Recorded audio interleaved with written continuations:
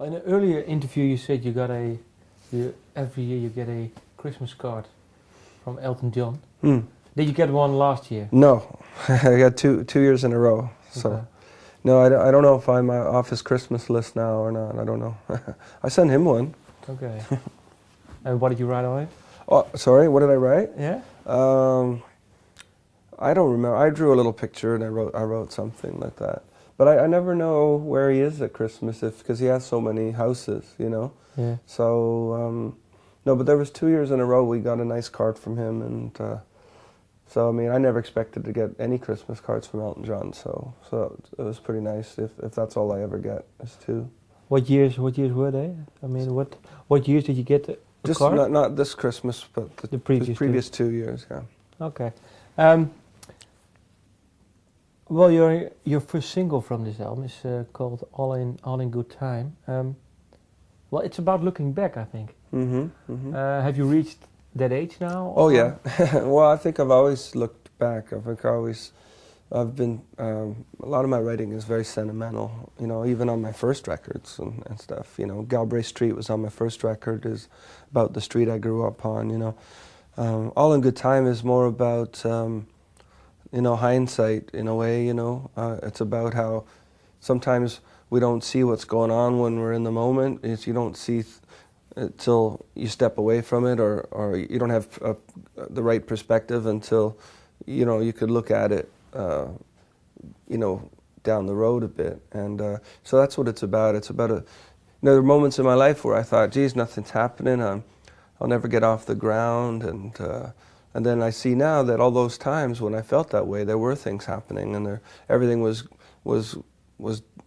going exactly as it was supposed to go, you know. And so it's about, I guess, fate or destiny or something like that.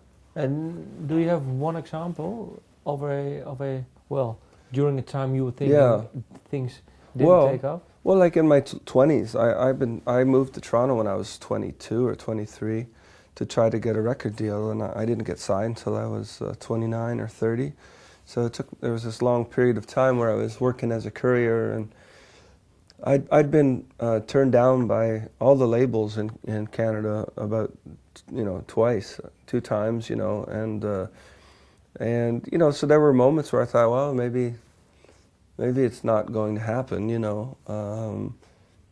I always believed that it would happen eventually if I didn't give up, you know. So and even now, you know, I've had these moments where I remember when I got dropped from Interscope, I thought maybe I'm not going to get another record deal, or maybe no one will give me another shot because those albums didn't sell very well, you know. So there's always a certain level of insecurity in my life with,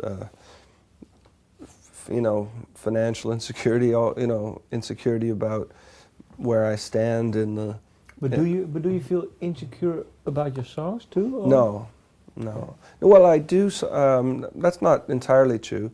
I worried about these songs a lot because I thought they were kind of strange initially, like the Grim Trucker. There were all these kind of weird little songs, and so I was a bit worried about these songs. Not whether or not they were any good, but whether I should record them, because my last album, Retriever, for me, it was quite successful. I had a top 10 hit in Canada, and I had there's countries like Germany where I've never done well. We had a sold-out tour, and you know, so I was afraid of following that album up with a weird record about snow angels and things like this.